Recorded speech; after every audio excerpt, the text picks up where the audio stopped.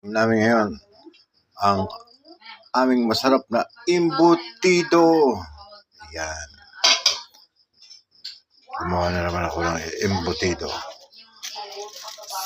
Pasensya na, hindi ko pinakita sa inyo kung paano ko ginawa kasi maproseso ito eh. Susunod na lang. Yan. Ang sarap niyan. Ano yan, no? Ang bibintog niya. 1 kilo lang yan. Bali siya sa pinapak na namin. Yung nagawa ko sa 1 kilo, 9 na piraso. Kaya namang 10, kaya lang medyo naliliitan ako pa, sarili lang naman ito. Yan. Ganyan kabibintog yan. Ang sarap niyan. Promise.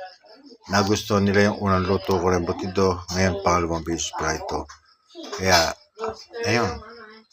Naging paboritong ulam nila ngayon sa umaga.